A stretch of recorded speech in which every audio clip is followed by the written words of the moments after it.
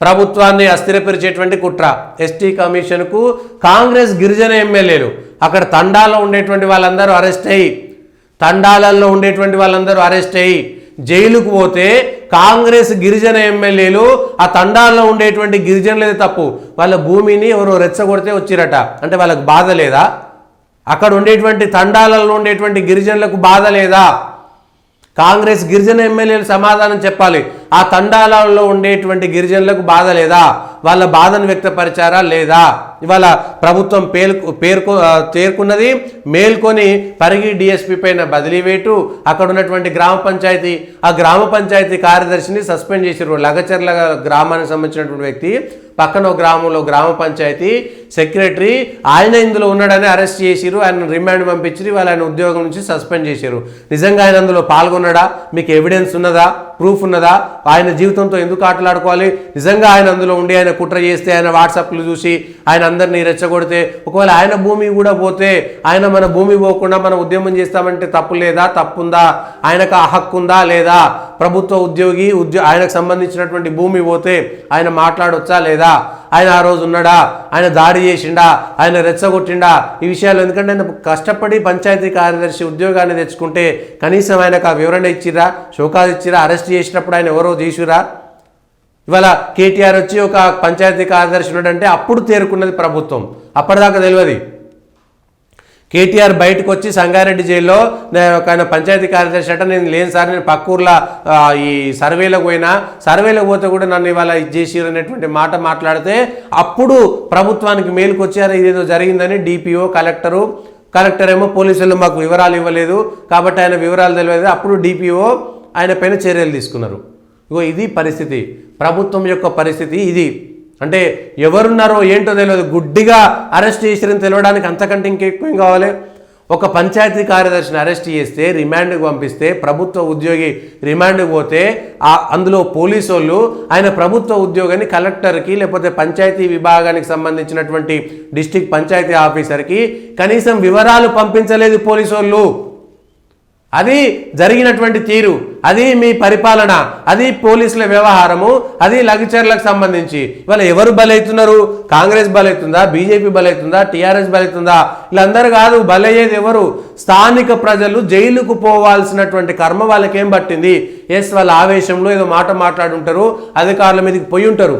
దాడి చేసిరా, కుట్ర చేసిరా, అది కావాలని వచ్చినటువంటి భావోద్వేగమా లేదంటే కుట్రనా? ఛేదించండి. కానీ ముఖ్యమంత్రి నియోజకవర్గంలోని తండాలలో నివసించేటువంటి ప్రజలని జైలుకు పంపించినటువంటి ఘనత ముఖ్యమంత్రి రేవంత్ రెడ్డి గారి ఏడాది పాలన విజయోత్సవం కింద చెప్పుకోవాల్సినటువంటి అవసరం ఉంటుందా? జైలుకు పంపిస్తారా? మీకు ఓటేసినటువంటి పాపానికి ప్రజలను జైలుకు పంపిస్తారా? రైతులను జైలుకు పంపిస్తారా? ఎందుకు? ఆ రైతులు ఏమన్నా మాకు ఉచితంగా ఇవ్వమని మేము దగ్గరకు వచ్చి అడిగిరా? వాళ్ళ భూములు గుంజుకొని వాళ్ళని జైలుకు పంపించినటువంటి ఘనత. భూములు గుంజుకొని జైలుకు మీరు మళ్ళీ 18 లక్షలు ఇస్తారా, 3 లక్షలు ఇస్తారా, 6 లక్షలు అక్కడ కార్డు వాల్యూ ఉంది, 18 లక్షలు ఇస్తాము, మళ్ళీ ఇంకో 1 లక్ష ఇస్తాము, ఇంత ఇస్తాము అంత ఇస్తామని ఇవాళ జరిగినటువంటి నష్టాన్ని పూడ్చుకునేందుకు ఇవాళ కాంగ్రెస్ పార్టీ ప్రయత్నం చేస్తుందేమో. కానీ కాంగ్రెస్ పార్టీకి జరిగినటువంటి నష్టాన్ని ఎవరు పూడ్చలేరు. బలయ్యేది ఎవరివాళ?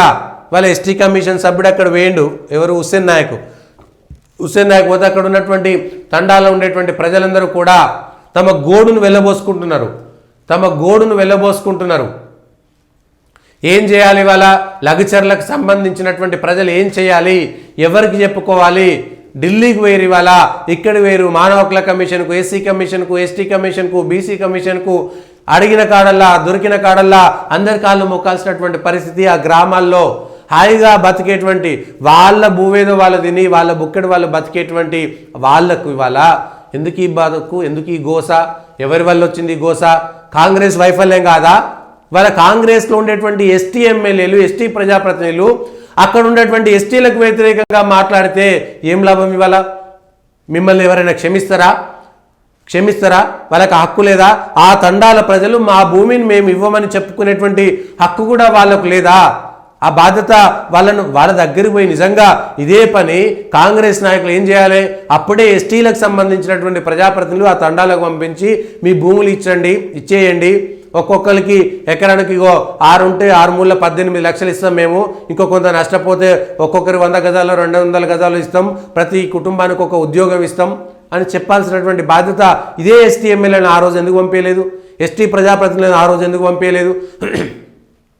అరెస్టు చేసే కంటే ముందు ఎస్టీ ప్రజాప్రతినిధులను పంపించి, కాంగ్రెస్లో ఉండేటువంటి వాళ్ళనే పంపించి అక్కడ ఉన్నటువంటి లంబాడ తండాల్లో ఉండేటువంటి భూములు కోల్పోయేటువంటి గిరిజనులను ఒప్పించడంలో బీసీ ప్రజాప్రతినిధులను పంపించి బీసీల దగ్గరికి ఎస్సీ ప్రజాప్రతినిధులను, అది ముఖ్యమంత్రి గారి నియోజకవర్గంలో ముఖ్యమంత్రికి ఓటేసినందుకు అక్కడ ఉన్నటువంటి గ్రామాలకు దొరికినటువంటి బహుమానం ఏంటంటే, అక్కడ ఉన్నటువంటి ప్రజలకి ఎస్సీ ఎస్టీ బీసీలకు దొరికినటువంటి బహుమానం ఏంటంటే అరెస్ట్ చేసి జైళ్ళకు పంపించి రిమాండ్ చేసి, ఎన్నడూ వాళ్ళ జీవితంలో ఊహించి ఉండరు జైలుకు పోవాల్సినటువంటి పరిస్థితి ఉంటుంది, పోలీసు వాళ్ళు వస్తారు, కొడతారు, అరెస్ట్ చేస్తారు, 3rd డిగ్రీ ప్రయోగిస్తారని వాళ్ళ జీవితంలో ఊహించి ఉండరు. వాళ్ళు ఏ తప్పు చేయలేదు, వాళ్ళు ఒక దొమ్మి చేయలేదు, వాళ్ళు ఒక దోపిడీ చేయలేదు, వాళ్ళు ఒక దొంగతనం చేయలేదు, ఒక కూనీ చేయలేదు, ఏమీ చేయలేదు.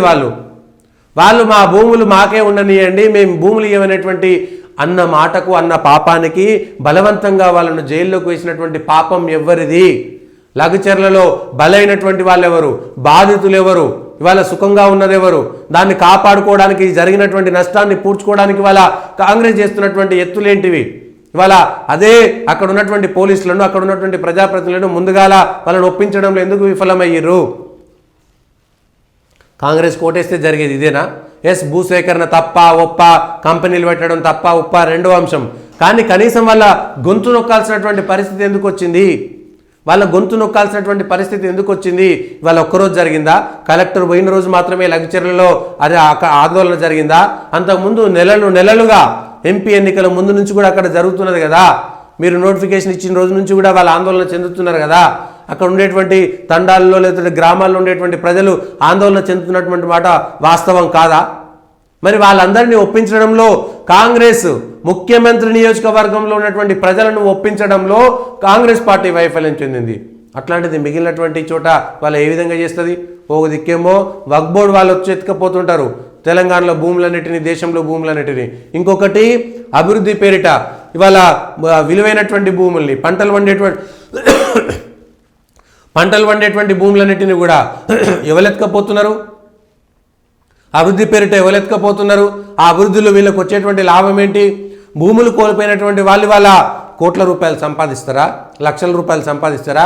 వాళ్ళు మళ్ళీ ఉద్యోగం చేసుకోవాల్సినటువంటి కర్మ ఏంటి? వాళ్ళ భూమిలో వాళ్ళు యజమానిగా ఉంటాడు. పండినా పండకపోయినా తన రెక్కల కష్టం చేసుకొని బతుకుతాడు. రూపాయి 2 రూపాయలు దర్జాగా బతుకుతాడు అక్కడ ఉండేటువంటి భూమి యజమాని. భూమి కోల్పోయి ఎవడో కంపెనీ కింద వీడు ఉద్యోగం చేసుకోవాల్సినటువంటి కర్మ ఏమిటి? సొంతంగా వాళ్ళు బతుకుతున్నారు.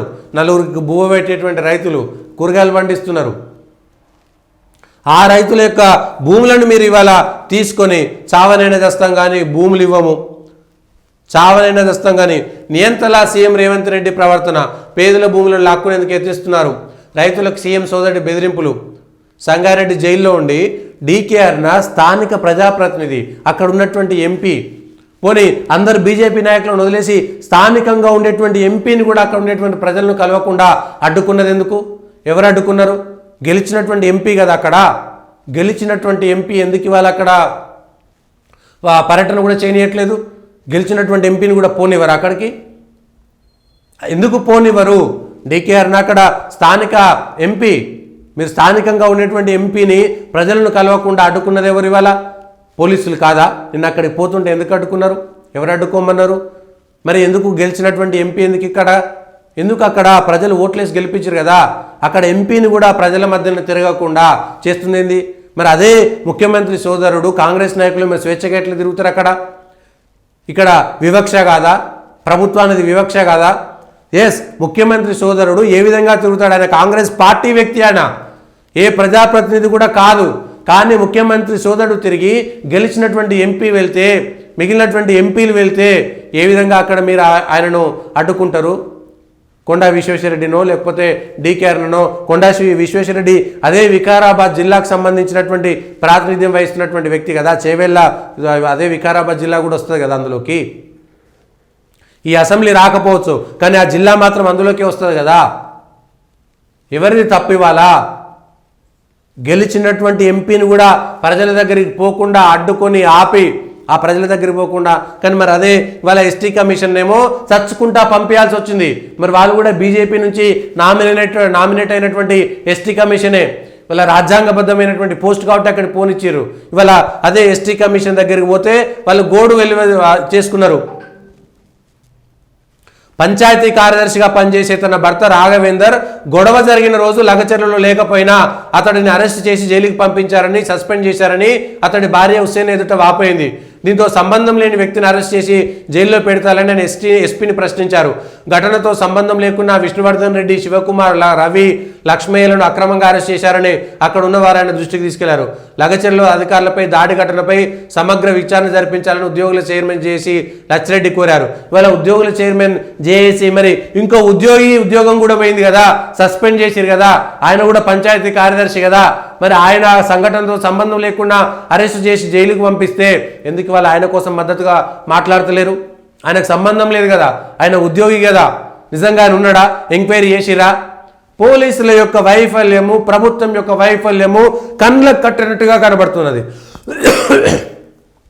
కండ్లకు కట్టినట్టుగా కనబడుతున్నది. ఇవాళ పోలీసుల వైఫల్యము కండ్లకు కట్టినట్టుగా కనబడుతున్నది. అక్కడ ఇంతకంటే దారుణం ఏమైనా ఉందా? లఘుచర్లలో అర్ధరాత్రి 1:30 గంటలకు వచ్చి పోలీసులు, ఇవాళ నక్సలైట్లు కూడా అట్లా రారు, 1:30కు అర్ధరాత్రి పోలీసులు పోయి అరెస్ట్ చేయాల్సినటువంటి అవసరం వచ్చింది. సాయంత్రమే జరగవచ్చు కదా, పొద్దుగాల పోవచ్చు కదా. ఎంతమంది తప్పించుకొని ఎన్ని దేశాలకు తిరుగుతారు? వాళ్ళందరూ స్థానిక రైతులు కదా. అర్ధరాత్రి పోయి మహిళలు ఉంటే బెదిరించి గతంలో నక్సలైట్ల పేరు మీద పోలీసులు చేసినటువంటి తతంగం ఏవైతే ఉందో సేమ్ అట్లనే ఉన్నది.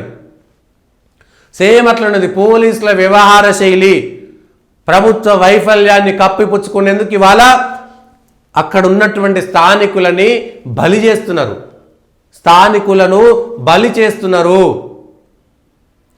మీ వల్ల అక్కడ ఉన్నటువంటి హాయిగా భూ యజమానులు వాళ్ళు, ఆ భూమికి రైతే రాజని చెప్పుకున్నటువంటి మీరు ఇవాళ మీ కాంగ్రెస్ సర్కారు రైతే రాజని చెప్పి రైతులుగా ఉన్నటువంటి భూ యజమానులను ఇవాళ జైలుకు పంపించినటువంటి ఘటన కాంగ్రెస్ ఏడాది ఉత్సవాలు చేస్తున్నటువంటి దాంట్లో ఇవాళ మీరు ఇచ్చినటువంటి గొప్ప బహుమానం అదే. ముఖ్యమంత్రి నియోజకవర్గానికి ఇచ్చినటువంటి బహుమానం ఏంటిదంటే ఇగో అదే బహుమానం ఇచ్చిరు.